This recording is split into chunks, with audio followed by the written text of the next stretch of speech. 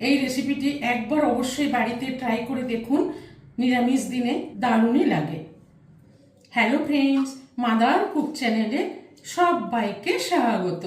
আজকে আমি আপনাদের সাথে শেয়ার করব শাহী ফুলকপি, সম্পূর্ণ নিরামিষ ফুলকপির রেসিপি। নিরামিষ দিনে যে কোনো কিছুর সাথে এই ফুলকপির রেসিপিটি বানিয়ে ফেলতে পারেন। এটি খেতে দুর্দান্ত স্বাদের হয়। তো চলুন দেখতে থাকুন এই শাহী ফুলকপি আমি কিভাবে বানাই।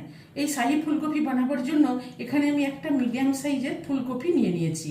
নিয়ে এরকম বড় বড় টুকরো করে কেটে ধুয়ে পরিষ্কার করে রেখেছি। প্রথমে আমি ফুলকপিটাকে একটু ভাপিয়ে নেব। আর এখানে আমি নিয়েছি কয়েক টুকরো এরকম বড় বড় সাইজের আলু। একটা বড় সাইজের আলুকে আমি এরকম বড় বড় করে কেটে নিয়েছি। ফুলকপিটা ভাপাবার জন্য গ্যাসে আমি আগের থেকে একটা সসপ্যানে জল চাপিয়ে দিয়েছি। এর মধ্যে দিয়ে দেবো 1/2 চামচ মতো লবণ। দিয়ে জলটা ফুটে উঠেছে, এবার আমি এর মধ্যে দিয়ে দেবো ফুলকপিগুলো জাস্ট 2 মিনিট একটু ভাপিয়ে নেব। ফুলকপির মধ্যে যেসব পোকামাকড় থাকবে ভাপিয়ে নিলে একটু ভাপানো হয়ে যাবে, গ্যাসটাও বেরিয়ে যাবে, আর পোকামাকড় থাকলে বেরিয়ে যাবে। তো ঢেকে আমি ফুলকপিটাকে একটু ভাপিয়ে নেব। ফুলকপিটাকে ভাপিয়ে নামিয়ে নিয়েছি। এবার আলু ফুলকপিটা ভেজে নেবার জন্য গ্যাসে একটা কড়াই চাপিয়ে কিছুটা রিফাইন্ড অয়েল দিয়ে দিলাম। তবে আপনারা রান্নাটি সর্ষের তেলেও করতে পারেন। তো যেহেতু একটু শাহি হবে, সেই জন্য আমি সাদা তেলেই রান্নাটি করছি। রিফাইন তেলটা দিয়ে একটু গরম করে নিলাম। এবার এখানে কেটে রাখা আলুগুলো প্রথমে একটু ভেজে নেব। দিয়ে এখানে অল্প একটু লবণ দিয়ে দিলাম, আর দিয়ে দেবো খুব সামান্য 1 চিমটি মতো হলুদ। দিয়ে ভালো করে আলুগুলোকে নেড়ে গ্যাসের ফ্লেমটা লো টু মিডিয়ামে রেখে ভালো করে ভেজে নেব। একটু ঢেকে দিলাম।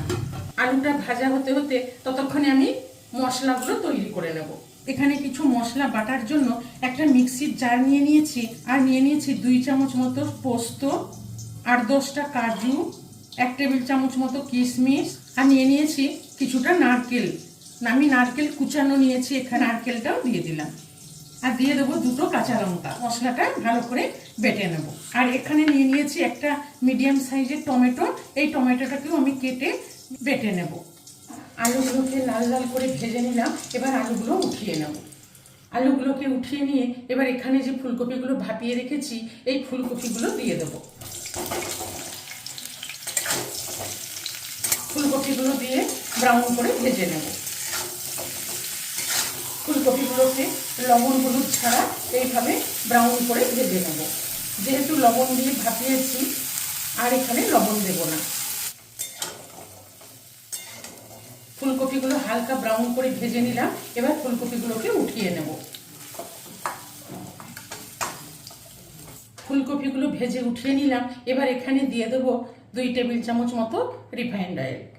এখানে 2 টেবিল চামচ রিফাইন্ড তেল দিয়ে তেলটাকে হালকা গরম করে নিলাম। এখানে দিয়ে দেবো টমেটোটা যে বেটে রেখেছিলাম, এই টমেটো বাটাটা এখানে দিয়ে দেবো। আর দিয়ে দেবো 1 চামচ মতো আদা বাটা। টমেটো বাটা আর আদা বাটাটা দিয়ে হালকা করে একটু কাঁচা গন্ধটা চলে যাওয়া পর্যন্ত ভেজে নেব। আদা আর টমেটোটাকে একটু ভেজে নিলাম। এবার এখানে দিয়ে দেবো 1/2 চামচ মতো লাল লঙ্কার গুঁড়ো, খুব সামান্য হলুদ গুঁড়ো, স্বাদ মতো লবণ দিয়ে একটু মশলার সাথে ভালো করে মিশিয়ে নেব। একটু ভেজে নিয়ে এবারে মিক্সিতে যে আমি পোস্ত, কাজু, নারকেল, কিশমিশ বেটে নিয়েছি, এই বাটা মশলাটা দিয়ে দেব।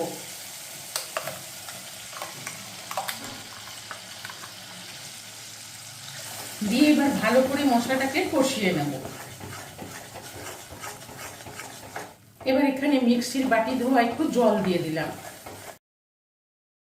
এবার ঢেকে ঢেকে মশলাটাকে ভালো করে কষিয়ে নেব।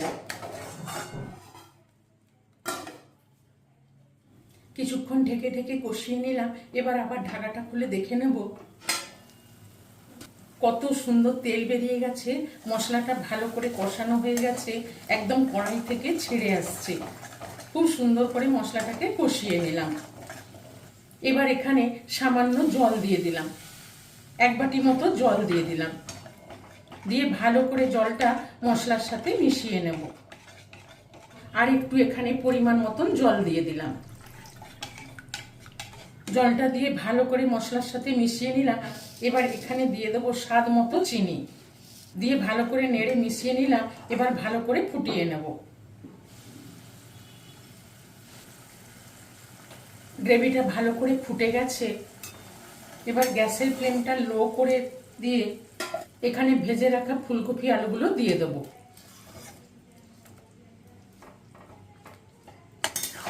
দিয়ে ভালো করে নেড়ে মিশিয়ে নেব।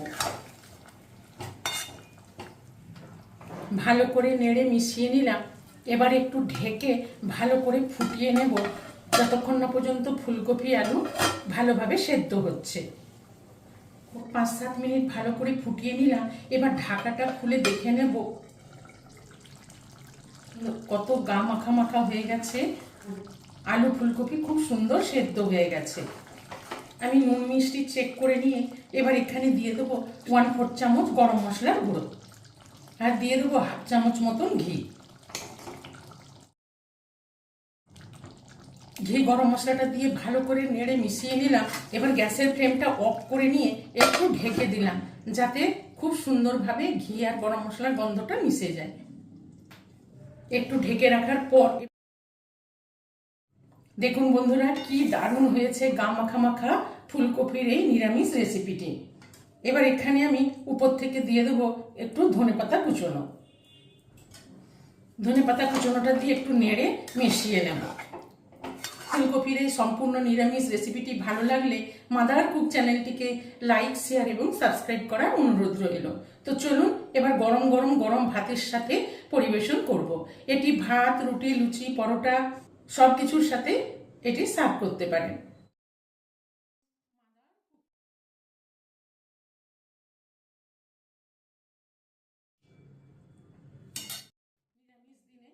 দেখেই বুঝতে পাচ্ছেন কতটা লোভনীয় হয়েছে, কতটা টেস্টি হয়েছে। তো দেরি না করে চটপট এই রেসিপিটি বানিয়ে ফেলুন।